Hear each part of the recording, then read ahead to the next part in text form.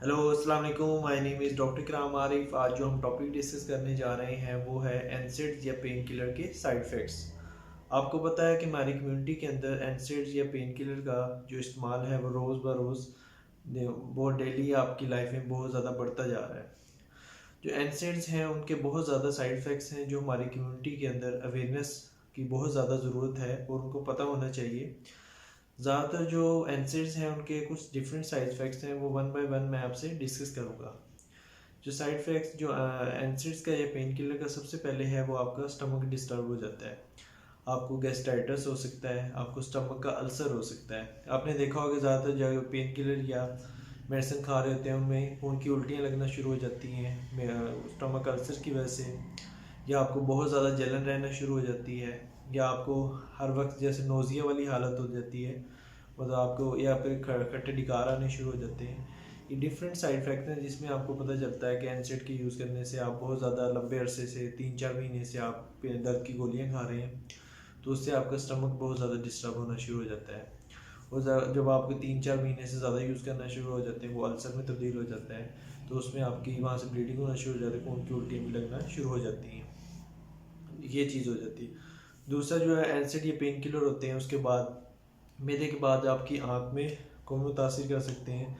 जैसे कुछ लोग दर्द की दवाइयाँ खाते हैं, जैसे हमारे पास सर्जरी में कुछ पेशेंट आते हैं उसमें आँख में सुराख हो आता है, उसको हम डी यू परफोरेशन कहते हैं।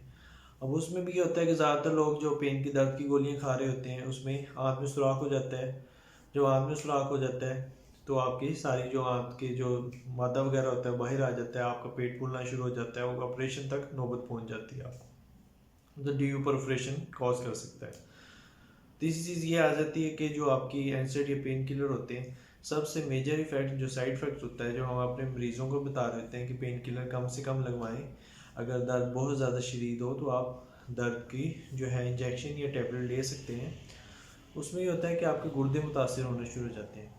उसमें ये होता है कि गुर्दों के अंदर कुछ इंटरस्टिशियल नेफ्राइटिस होना शुरू हो जाता है, ग्लोमेरुलोनेफ्राइटिस होना शुरू हो जाता है, तो ये गुर्दों की सोजिश होना शुरू हो जाती है।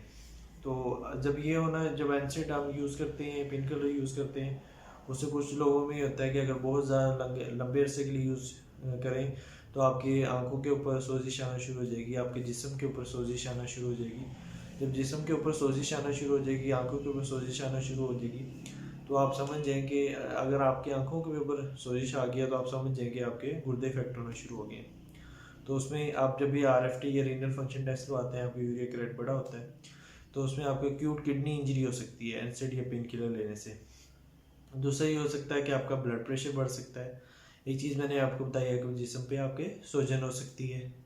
ये डिफरेंट साइड इफ़ेक्ट्स हैं जो मैंने आपसे बहुत ज़्यादा ज़रूरी हैं कि लोग ज़्यादातर एनसेड या पेन किलर ले रहे होते हैं और हमें देखने में नज़र आते हैं। इस चीज़ के बारे में बहुत ज़्यादा अवेयरनेस की ज़रूरत है।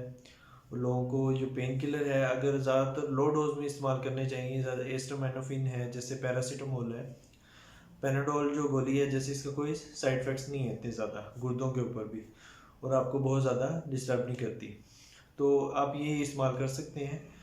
तो अगर जो ज़्यादा अगर डोज में आपने पेन किलर लेने भी हैं तो अपने डॉक्टर से मशवरे के बाद लें।